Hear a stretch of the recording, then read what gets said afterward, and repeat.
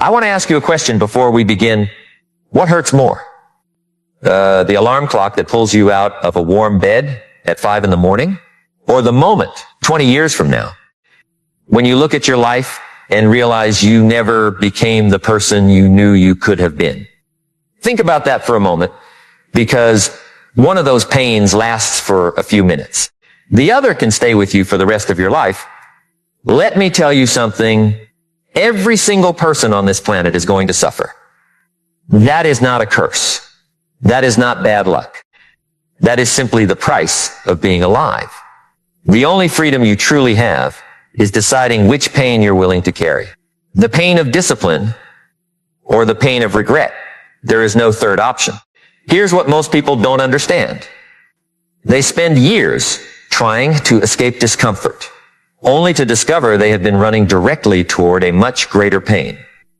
They avoid difficult conversations. They avoid learning new skills.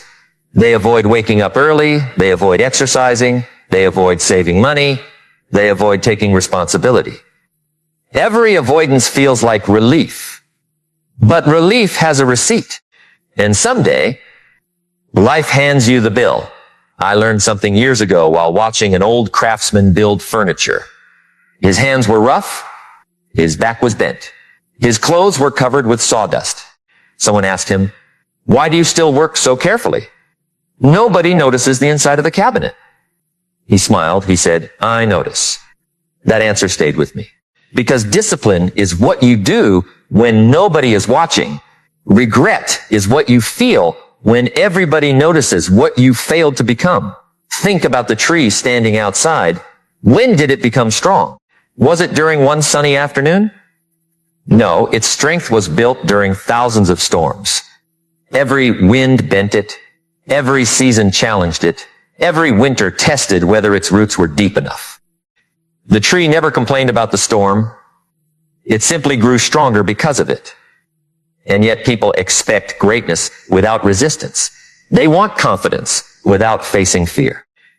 They want success without sacrifice. They want wisdom without mistakes. They want extraordinary lives built upon ordinary effort. Life doesn't work that way. Life responds to consistency, not intensity. Consistency. A single workout doesn't transform your body. One book doesn't transform your mind. One conversation doesn't transform your relationships. One decision doesn't build wealth. But thousands of small decisions, repeated quietly, repeated faithfully, repeated when nobody is clapping, that changes everything. Let me tell you about a young man I once met. He wasn't the smartest. He wasn't the richest. He didn't have connections. He wasn't naturally confident. He walked into every room believing someone else deserved to be there more than he did. Every opportunity terrified him. Every challenge made him question himself. One evening, he confessed something. He said, "I keep waiting until I feel ready." I looked at him and asked, "Ready for what?" He paused. He couldn't answer. Because readiness is often a myth. Confidence doesn't come before action. Confidence follows action. Discipline begins long before confidence arrives. That's why regret is so cruel. Regret whispers, "You could have." Not "you should have." Not "you might have." You could have. There is something heartbreaking about meeting an older person who still carries the dream they abandoned 30 years ago. Listen carefully. Dreams don't disappear. People simply become experts at ignoring them. The musician who stopped playing, the writer who stopped writing, the entrepreneur who never started, the father who always meant to spend more time with his children, the daughter who always wanted to tell her mother she loved her. Regret keeps perfect records. It remembers every postponed conversation, every delayed decision, every abandoned promise. Here's what most people don't understand. Time never argues with you. It never warns you. It simply keeps moving. Imagine standing beside a river. Every second, another drop of water passes. You can't reach back and collect yesterday's water. You can't negotiate with the current. You either use today, or today quietly becomes yesterday. People often ask, Why disciplined individuals appear calmer. It's not because life is easier for them. It's because they've practiced doing difficult things voluntarily. So when unavoidable difficulties arrive, they're already prepared. Discipline is rehearsal for reality. Life eventually asks everyone difficult questions. Discipline simply lets you practice your answers before the exam begins. Think about a blacksmith. Every strike of the hammer looks destructive. Metal bends, it glows, it screams under intense heat. But the blacksmith isn't destroying the sword. He's creating it. Sometimes life feels exactly like that. Pressure failure, loneliness, rejection, delay. The mistake is believing you're being broken. Sometimes you're simply being shaped into someone capable of carrying responsibilities your current character couldn't sustain. I remember hearing about a marathon runner who trained in terrible weather on purpose. Rain, cold mornings, strong wind. People thought he was crazy. One friend asked him, "Why not wait for better conditions?" He laughed. "What if race day isn't perfect?" That answer applies to every area of life. If your discipline only exists when conditions are perfect, then it isn't discipline, it's convenience. And convenience has never built greatness. Look around your own life. How many promises have you made to yourself? I'll start Monday. I'll start next month. I'll start after the holidays. I'll start when things calm down. Interesting phrase. When things calm down. Life rarely calms down. One responsibility becomes another. One challenge becomes another. One season becomes another. The perfect moment has disappointed more dreamers than failure ever has. Let me tell you something. Every successful person eventually stopped negotiating with themselves. The average person asks every morning, "Do I feel like doing it today?" The disciplined person asks, "What needs to be done?" Those are completely different lives. One follows emotions. The other follows purpose. Emotions are wonderful servants. They're terrible leaders because emotions change with the weather. Purpose survives the storm. Think about farmers. Imagine if a farmer planted seeds only when he felt inspired. Some years there would be no harvest. The farmer understands something many people forget. The season doesn't care about your mood. The seed doesn't wait for motivation. The work must be done anyway. Life rewards those who plant consistently, not occasionally. Here's another truth people rarely discuss. Discipline is actually an act of self-respect. Every time you keep a promise to yourself, you quietly tell your mind, "My word matters." Every broken promise sends another message. I can't trust myself. That invisible conversation shapes your identity, not overnight, but gradually, one promise, one habit, one decision at a time. Imagine carrying two invisible backpacks. One is filled with today's discipline, the other is filled with tomorrow's regret. The first feels heavier this morning. The second becomes unbearable over decades. Which one would you rather carry? People often misunderstand freedom. They believe freedom means doing whatever you want. Real freedom is having enough discipline that your future isn't controlled by your impulses today. A person drowning in debt isn't free. A person controlled by addictions isn't free. A person enslaved by procrastination isn't free. A person ruled by fear isn't free. Discipline isn't the enemy of freedom. It's the doorway to it. I once visited a clockmaker, tiny gears, tiny springs, thousands of delicate pieces. He held up one almost invisible gear. "This little piece," he said, "looks insignificant, but remove it and the whole clock stops." Your daily habits work exactly the same way. Reading 10 pages, making one phone call, saving a small amount, practicing one skill, choosing one healthy meal. These actions appear too small to matter until years pass. Then, suddenly, everyone calls it success. Nobody applauds tiny gears until the clock keeps perfect time. Think about this for a moment. A mountain isn't climbed in one heroic leap. It's climbed through ordinary steps repeated despite extraordinary fatigue. Halfway up, every climber asks the same question. Can I keep going? The answer rarely comes from talent. It comes from identity. Who have you decided to become? Not what do you want? Who are you becoming? There's a profound difference because wanting changes daily. Identity changes decisions. When someone identifies as healthy, exercise becomes natural. When someone identifies as honest, truth becomes automatic. When someone identifies as disciplined, action begins replacing excuses. Let me tell you about an elderly teacher I once knew. He carried a notebook everywhere. Every evening before sleeping, he wrote one question. Did today's choices make tomorrow easier or harder?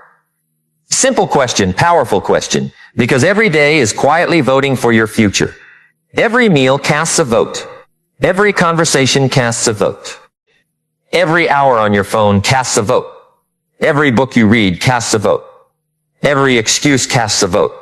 Every courageous decision casts a vote. The future isn't built in years. It's built in votes. Thousands of invisible votes that nobody celebrates until the results become impossible to ignore. Here's what most people don't understand. Success is usually invisible while it's happening. Failure often feels invisible too. Miss one workout, nothing happens. Miss another, still nothing obvious. Eat poorly today. No immediate disaster. Waste an afternoon. Life seems unchanged. That's why regret is so dangerous. It grows silently, like rust beneath fresh paint. By the time you notice it, it has already weakened the foundation. Discipline works the opposite way. Its rewards are delayed. You exercise today and still look the same tomorrow. You save money this week and still aren't wealthy next month. You practice speaking for months before anyone notices your confidence. The early stages of discipline require faith that today's invisible investment will become tomorrow's visible reward. That's why so few people persist. They mistake delayed results for absent results. Imagine planting an oak tree. Would you dig it up every morning to see if the roots were growing? Of course not. You trust what you cannot yet see.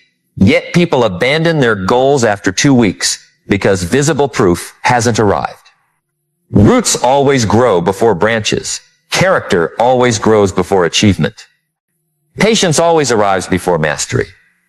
Think about an archer standing before a target. Everyone admires the arrow that strikes the center. Few people admire the thousands of arrows that missed quietly during lonely practice sessions. Behind every graceful performance, there were awkward beginnings. Behind every confident speaker, there were trembling voices. Behind every successful business, there were uncertain mornings. Behind every calm leader, there were private battles nobody witnessed. The world celebrates outcomes. Life rewards process. And if you fall in love with the process, rather than becoming addicted to applause, something remarkable begins to happen inside you. You stop measuring every day by immediate results, and instead you begin measuring your life by whether you honored your commitments. That's the day discipline transforms from something you force yourself to do into someone you become. Now let me tell you another story, because this one changed the way I think about ordinary days. There was a mason who spent nearly 40 years building stone walls. A young apprentice watched him one afternoon and asked, "How do you stay motivated laying the same stones every single day?" The old mason smiled without looking up.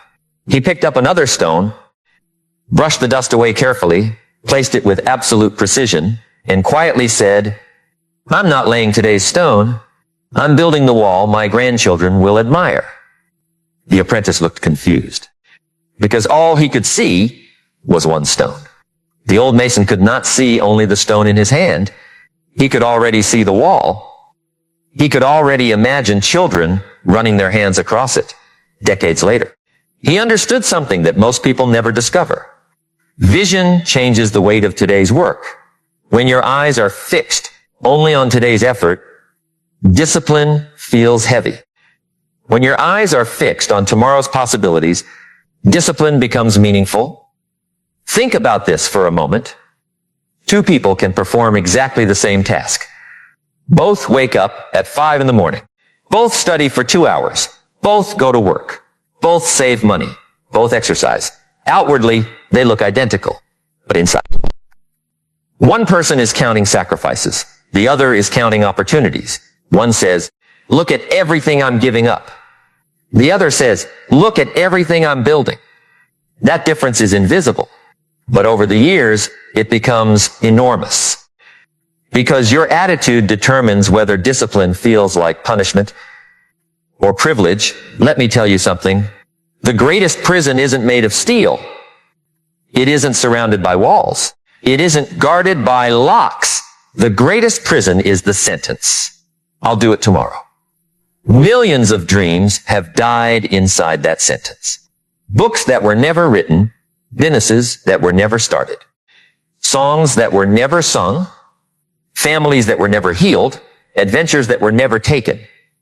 Not because people lacked talent, but because tomorrow became next week became next year, and next year quietly became someday. Here's what most people don't understand. Someday is not a day on the calendar. It never arrives. Every tomorrow eventually becomes another today. And if you don't change today, tomorrow simply repeats yesterday. I once met an elderly gardener. His garden stretched farther than the eye could comfortably follow. Flowers, fruit trees, vegetables, beautiful paths. People constantly complimented him. What is your secret? They expected him to reveal some special fertilizer, some rare seed, some hidden technique. Instead, he smiled and said something so simple that many people ignored it. I never let weeds have 2 days. What wisdom, not only for gardens, for life? Negativity is a weed. Procrastination is a weed. Excuses are weeds. Self-pity is a weed. Bitterness is a weed. Jealousy is a weed if you ignore them long enough. Eventually, they begin stealing nutrients from everything beautiful you're trying to grow. Discipline is pulling weeds while they're still small. Regret is trying to recover a garden after years of neglect. Think about your own mind. Every thought is planting something.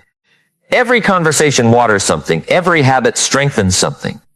The question isn't whether you're growing. The question is, what exactly are you growing? Fear or courage? Resentment or gratitude? Excuses or responsibility? You see, character isn't built in dramatic moments. It's built in ordinary ones. How you respond when nobody thanks you. How you work when nobody checks on you. How you speak when nobody important is listening. How you behave when nobody could expose you. That is where discipline quietly shapes identity. I learned something years ago from watching a violin maker. People admired the finished instruments. They hung on walls. They performed on grand stages. But what fascinated me was what happened before anyone ever heard a single note. The wood rested for years before it was even touched. Years, not weeks, not months. Years. Someone asked why. The craftsman answered, because rushed wood creates poor music. That answer applies to people too. Everyone wants rapid success, instant confidence, immediate transformation. But lasting strength rarely develops quickly. Nature itself teaches patience. The strongest oak grows slowly. The deepest rivers carve their paths over centuries. The brightest diamonds spend an unimaginable time beneath crushing pressure. So why do we become discouraged after a few difficult weeks? Because comparison has stolen our perspective. We compare someone's chapter 20 to our chapter 2.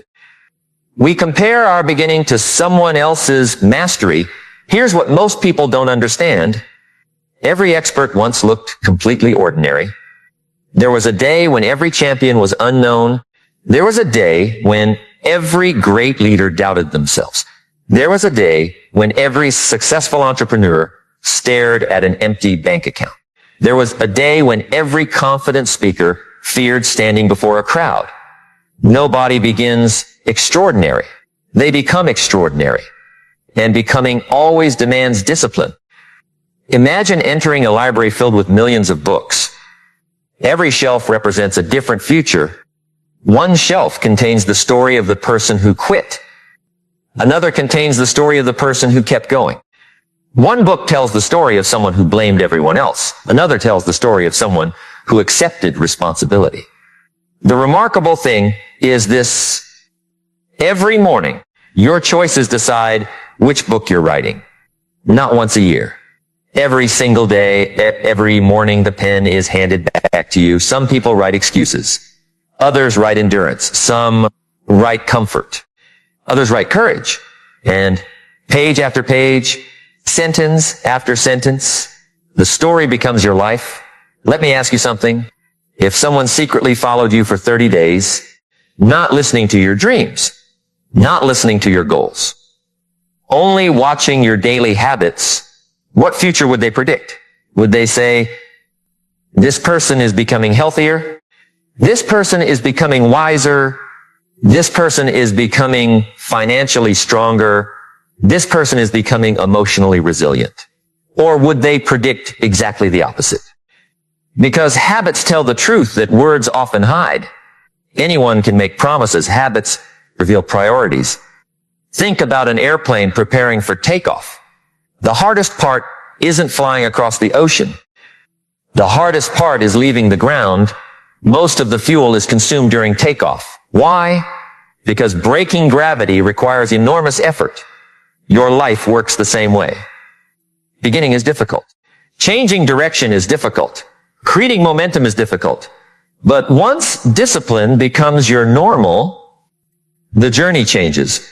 Not because challenges disappear, but because you've developed the strength to meet them.